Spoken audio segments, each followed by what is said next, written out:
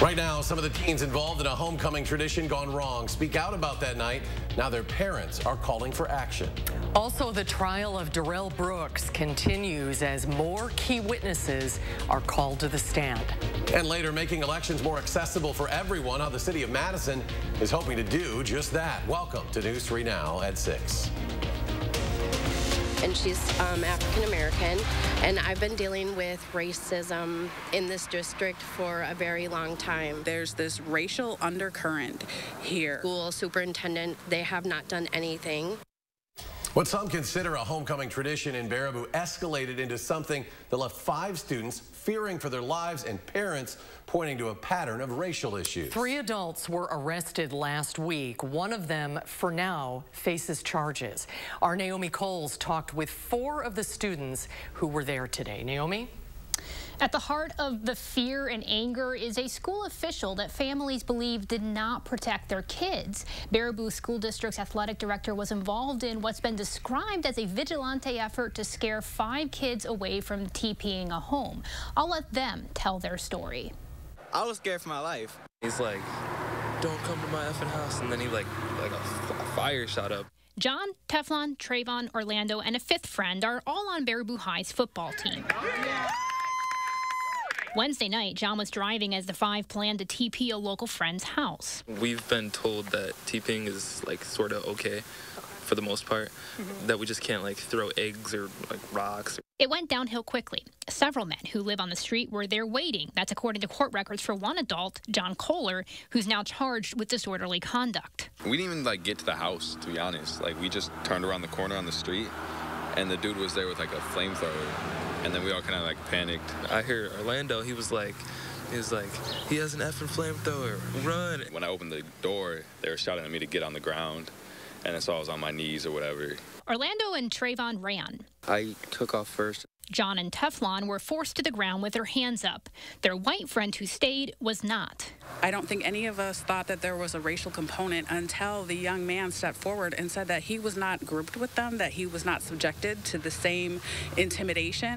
2 parents we talked with say their sons are traumatized and they're all losing sleep. But most hurtful of all, that the boys' athletic director, initially arrested but not charged, helped stop the car. If he never stopped the car, we would have got out of there perfectly fine and nothing even would have happened bad. I just don't feel safe with him. John's mom, Kiana, was granted a restraining order against James Langkamp. Trayvon's mom, Sarah, is also filing a restraining order today. What would stop him from continuing to harass or intimidate my son? He didn't protect our children, as an athletic director. He works with our children every day, and he's supposed to be, they look up to him. I feel he needs to resign or be terminated. While the boy's story largely lines up with what other witnesses say happened in court records, Langkamp told police he wasn't involved in the incident until the car had already stopped and the boys were on the ground. He says he was part of de-escalating the incident. The school told me the athletic director is on non-disciplinary leave right now, pending an internal investigation of the incident. Naomi, thank you. Now to an update from a story from last month. Janesville police have arrested a 39-year-old woman after a crash that killed a 9-year-old boy. The woman was arrested on a felony charge of operating without a license, causing death. It happened on September 28th at the intersection of Prairie Avenue and East Memorial Drive. The woman stopped at a stop sign and was turning right onto East Memorial Drive when she hit the boy who was crossing the street. Police say there is no evidence the driver was acting recklessly, but said her vehicle did have an illegal window tint. Let's check your certified most accurate forecast. Here's Chief Meteorologist Gary Canalti. Gary? Another great day today across southern Wisconsin. Lots of sunshine and temperatures that were well into the 60s and in some cases close to the 70s. But as we take a look at visible cloud track, while there were a few clouds in the northern part of the state, the rest of the state had bright sunshine all day today, and there's no rain across the upper Midwest. But that'll change for tomorrow. There's already a chance for a shower or thunderstorm late tomorrow afternoon, tomorrow evening. The better chances will come tomorrow night, and the National Weather Service Storm Prediction Center does have a marginal or level 1 risk for a strong to severe thunderstorm with hail and high winds being the main threats, but I think the threat is lower here in southern Wisconsin than it is farther to the west and northwest. Current temperatures are in the 50s to our east, closer to Lake Michigan. Madison still at 64, and to the west, temperatures are still around 70 in Boscobel and Prairie du Chien. Across Dane County, temperatures are mainly in the middle 60s. Right now, 63 in Deerfield, 65 in Mount Horeb, and 66 in Belleville. Look for skies to be mostly clear this evening. Those temperatures dropping off into the middle or lower 50s by late evening. We're looking for another nice day tomorrow, but then some changes after that. I'll have more on that in the forecast in just a few minutes. All right, thank you, Gary. The trial of Darrell Brooks continues. He's accused of driving into the Waukesha Christmas parade, killing 6 and injuring dozens more. Brooks is charged with 77 counts total, including 6 counts of first-degree intentional homicide. If convicted of even one of those 6 charges, Brooks would go to prison for life. Today, more witnesses testified, including one of the victims struck by the SUV. Like, I fell to my knees and kind of like rolled under the vehicle, and like after it happened, I guess like I didn't really know, like I thought that like somebody would have stopped after that point, and when I looked up, I just remember the vehicle like continued. Today, Brooks also apologized to Judge Jennifer Doro about his outbursts and behavior last week. Brooks interrupted the court repeatedly and was disrespectful at times, including taking his shirt off and ripping up documents. Courts have ruled against some of the things the city of Madison hoped to use this fall to make voting easier for everyone. For example, those 14 ballot drop boxes are now off limits. But that hasn't stopped the city from renewing its commitment to helping all voters as best it can. Tahalil Moadine shows us why Madison is pushing this information now, hoping that anyone who may need the help sees it before Election Day. When it comes to submitting your ballot, the City of Madison says it's trying to meet you where you are. It's all about making sure that every voter who is eligible to vote has their voice heard, and they're able to vote in the way that they wish. That means putting tools in place for voters of all abilities. To name a couple, the city offers curbside voting and special machines that offer ballots in Braille and Spanish. And it actually reads ballots to voters, and it prints out the card, and if the voter chooses to put it back into the machine, they can actually hear their choices read back to them. Those measures are there to make the voting process as independent as possible. But for people who still struggle, they can ask for more help. Disability advocate Martha Saravo says it's great in theory, but that's not always the case in real life. Telling someone, well, sorry, we can't help you, and have no options for them. That's a terrible situation. That should never happen. She says poll workers would benefit from more education on the support they can offer, and that even when accommodations are made, there's still room for improvement. Occasionally, I felt that where they had the accessible voting table was kind of inappropriate because it was like outwardly facing everybody. So anybody that walked behind you could see everything. So it wasn't as private of a moment as one would like it to be. To make changes, the city relies on feedback from accessibility auditors from the Wisconsin Elections Commission, who monitor polling places across the state on Election Day. Tahalil Moadine reporting. Now, the city also uses guidance from Disability Rights Wisconsin to complete a polling place checklist and to make sure the special machines are set up properly. Today, members of the Department of Health Services highlighted statewide efforts to remove lead from drinking water. The Lead in Water Testing and Remediation Initiative helps child care facilities test and remove lead from water. Typically, children encounter lead through lead paint and paint chips, but 20% of a person's exposure can come from water, specifically drinking water. No lead level, regardless of age, is safe. In kids especially, the amount of lead inside of you can really impact your growth, your brain development, your lifelong health, your potential. In 2019, more than 3,100 children across Wisconsin were identified as lead poisoned. The Ho-Chunk Nation gathered with the members of the Sauk City community to commemorate Indigenous Peoples Day. For over 40 years, during the 1700s, the Sauk tribe had a great village along the banks of the Wisconsin River with 90 longhouses, over 1,000 people. This year's celebration honored the Sauk, who now comprise 3 federally recognized Sac and Fox nations in Iowa, Kansas, and Oklahoma. Over here, this is some of your home grounds, so I want to welcome you home. And we wanted to honor you guys here today. So let's have a round of applause for them. Our Sac and Fox and Meskwaki Sauk relatives. The Sauk planted hundreds of acres of corn, beans, melons, and other crops on the fertile prairie in the area. Their name became associated with the prairie, and some 60 years after the Sauk left this village, a new county was formed and named Sauk. Today, the Great Sauk State Trail traverses the same land the Sauk knew way back in the 1700s. When we come back, our Coats for Kids campaign is now officially over. Find out when and where those coats will be handed out. Plus, a renowned artist is back in Madison, restoring an iconic mural. We'll have more on that when we come back.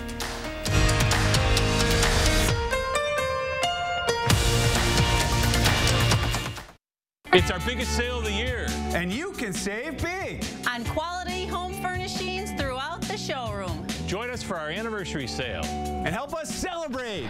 Over 25 years at Waukesha Furniture ETC.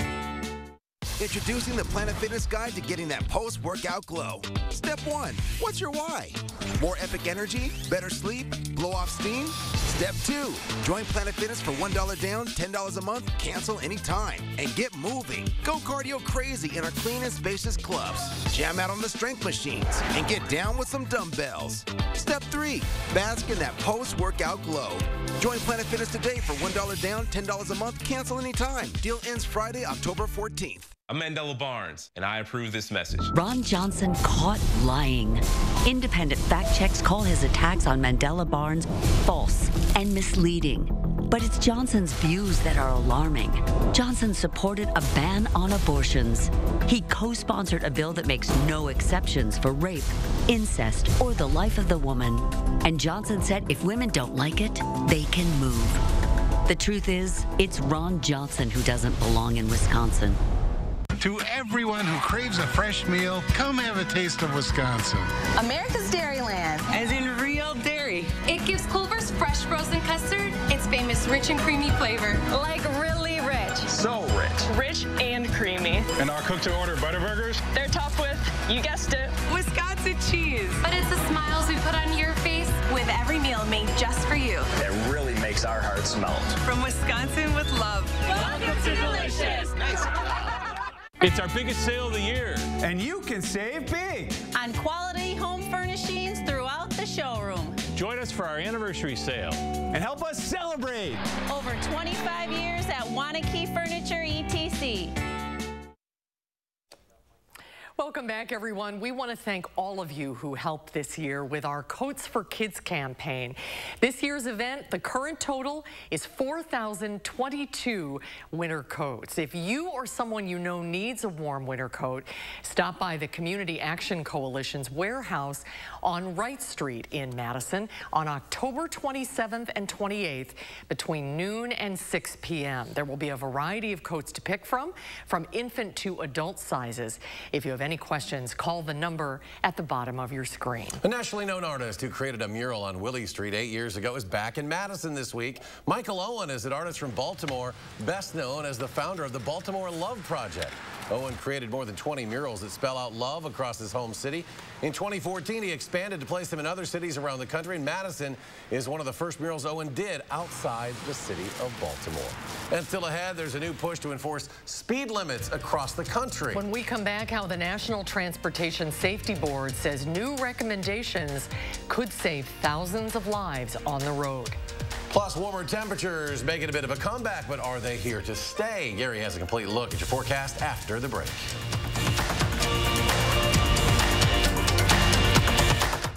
Hy-Vee Red Hot deals are super hot this Monday through Thursday. Hy-Vee butter, only $1.48. Kellogg's cereal, only 99 cents. And Gala apples, only 49 cents a pound. Monday through Thursday at Hy-Vee. It's Steinhoffel's 88th anniversary, and we're celebrating with incredible store-wide savings. Save 35 to 55% on sofas, dining sets, mattresses, bedroom furniture, and more. Plus, when you spend $17.99 or more, you'll get an extra $88 off your purchase. For 88 years, Steinhoffel's has been helping families create the homes of their dreams. So celebrate with us and take advantage of some fantastic deals during Steinhoffel's 88th anniversary sale. Relax, it's Steinhoffel's. The house before you, over 30 years old, still has its original windows. Boom. There's no need to be afraid of old windows. Call Feldco for 50% off. It's the biggest sale of the season. 50% off Feldco windows, plus no money down and no interest until 2024. 50% off windows ends soon. Call now. For quality windows, siding, and doors, call 866 for Feldco. A 12-year-old girl can't legally drive a car. At 12, she can't even vote. But if this little girl were tragically raped or a victim of incest and became pregnant, radical Tim Michaels would force her to deliver the baby. He said it's, quote, not unreasonable for the state government to mandate rape victims to give birth. Would it be unreasonable if he were forcing this on you? Let him know on Election Day.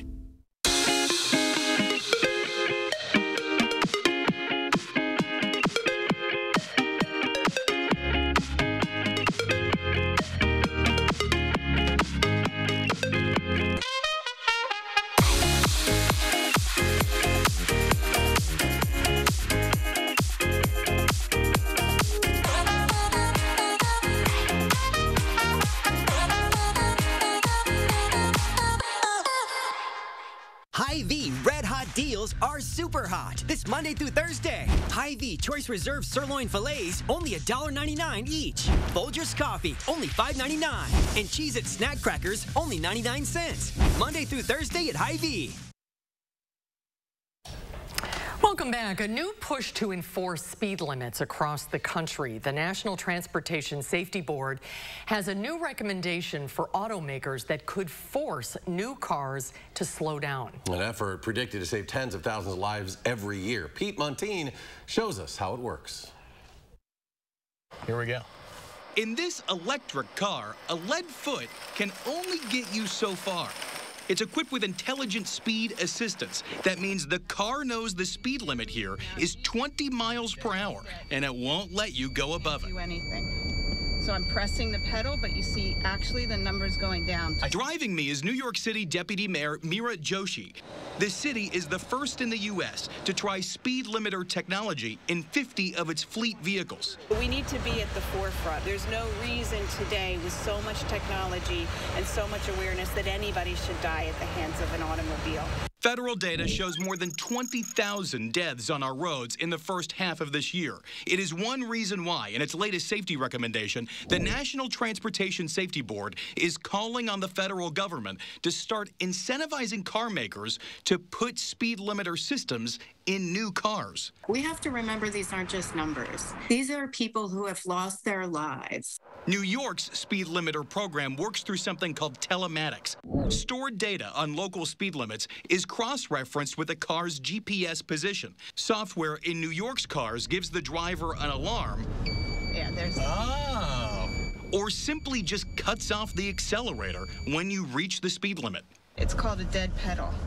This system does have an override. If you press this button, you can accelerate beyond the speed limit for 15 seconds in case you need to merge or speed up to meet the flow of traffic. If somebody's in the fast lane driving too slow, then to me that causes more accidents than driving fast too. It feels kind of intrusive and invasive. I think from a regulatory standpoint, I think it might be overstepping some bounds. I think the average consumer is going to see this as an overreach by the government.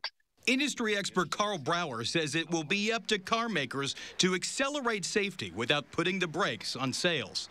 I think a move like this is certainly a sign of the future. It's a preview of coming attractions and probably an unavoidable one. A change can't come soon enough for Juan Palido. I'm really hopeful they take it serious and they actually do make the changes. His wife and kids were killed by an oncoming, speeding drunk driver. A crash that served as inspiration for the NTSB, calling for speed limiter systems. it's going to save lives. It's going to prevent more accidents from happening and less families having to go through what I'm going through. And just last month, the National Transportation Safety Board also recommended technology to reduce or prevent impaired driving. It would require all new vehicles to have an alcohol impairment detection system. Well, a bit of a warm-up to start the week. Here's Gary with your complete forecast. Well, one more day of that, and then all of a sudden we go back quite a bit on temperatures. Future track beginning this evening.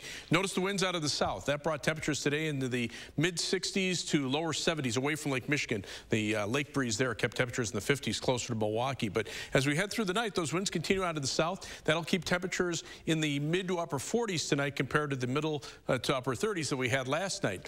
But notice moisture starting to come in from the south. It's possible there could be an isolated shower or thunderstorm late tomorrow afternoon. This is 5 p.m. But notice plenty of sunshine. That should get temperatures into the lower 70s, and those winds will be brisk out of the south. Now here's the cold front. You can see the wind shift here. Not a lot of moisture along it, but eventually some of that moisture gets pulled up into the cold front. And notice this line of showers and thunderstorms developing to our north and west. This is around midnight tomorrow night.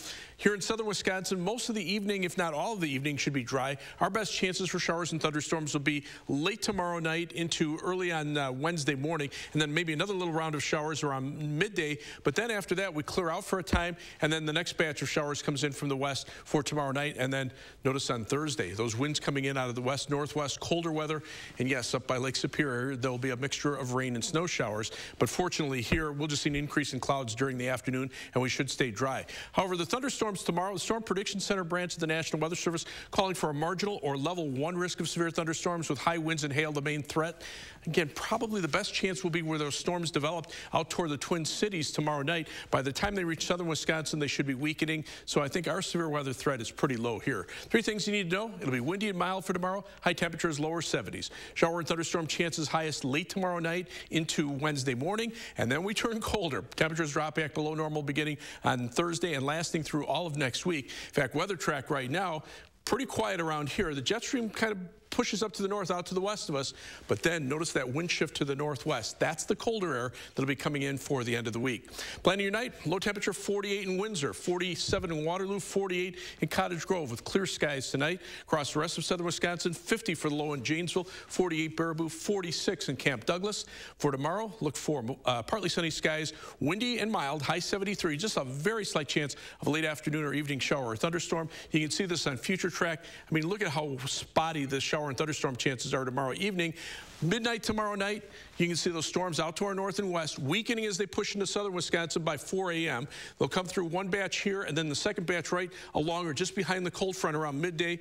And notice by afternoon, those skies already starting to clear out with maybe a couple more showers for Wednesday night. Rainfall amounts, though, very light, generally about a 1/10 to a 1/4 of an inch, maybe a little heavier in a spot that gets a heavier thunderstorm. But no doubt the temperature is going to drop off down to 31 by Friday morning, highs 50s for the weekend, and then 40s for at least the first half of next week. At least it'll be dry next week.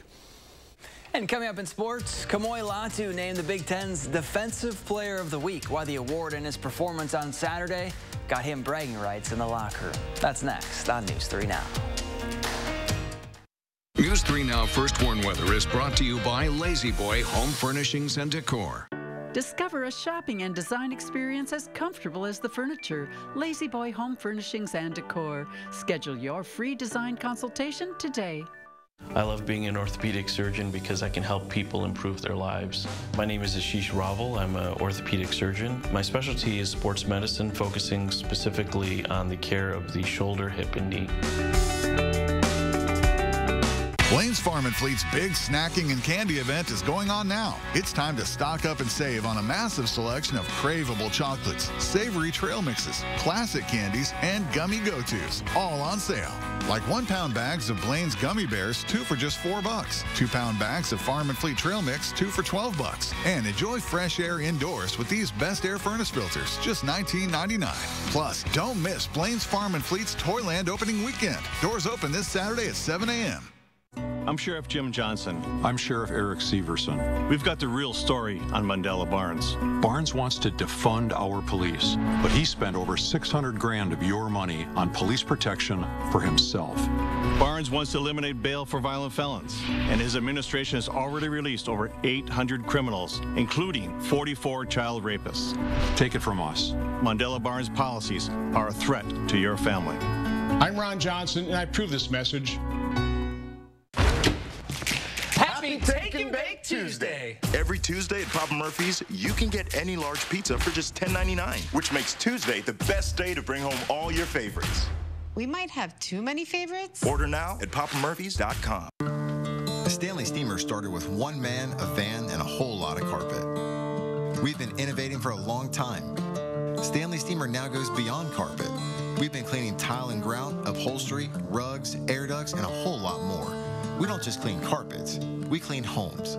So when your home needs a cleaning, give us a ring at 1-800-STEAMER.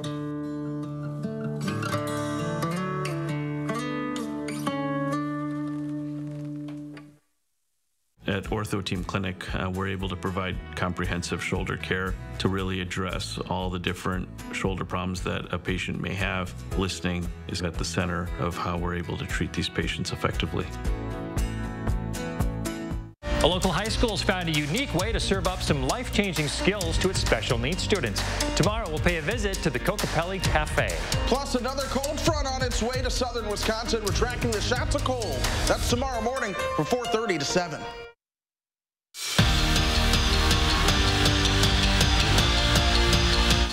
The Jim Leonhard era of Wisconsin football couldn't have started any better. A blowout win at a place where historically the Badgers struggle. They played clean football, forced turnovers, and threw for nearly 300 yards. As far as Leonhard goes, it's been a crazy first week as UW's interim head coach. And after the game, he allowed himself to take a step back and reflect on all that went into getting his first win at his dream job. I had enough time after the game to take it in. Had so many people reach out. I apologize if I haven't reached back. So many people have reached out to me in the last 48 hours. It's kind of been humbling that way, but at the same time, you're in the middle of the season, and you have to move on quickly. So the excitement is still there. I'm glad we got off on the right foot, but we got to do it again. More Badger football news. Kamoy Lotto has been named the Big Ten Defensive Player of the Week for his performance on Saturday against Northwestern. Lotto picked off 2 passes and tallied 3 tackles in the win. And those 2 picks were the junior safety's first of his career. And now Lotto finally has bragging rights over the rest of the Badger defensive backs. I love it. I love seeing him make plays, and we were giving him crap this week that he didn't have an interception yet, so he jumped to the top of the list now, so he got us back for that one. We'll joke around about it, you know, every week, every day. We'll be like, do you have a pick, Moy? And I'll be like, man, you know, one day I'll get one. But so, you know, I'm fortunate and blessed, you know. We trusted Coach Leonard's game plan, you know, came out today with 2 picks.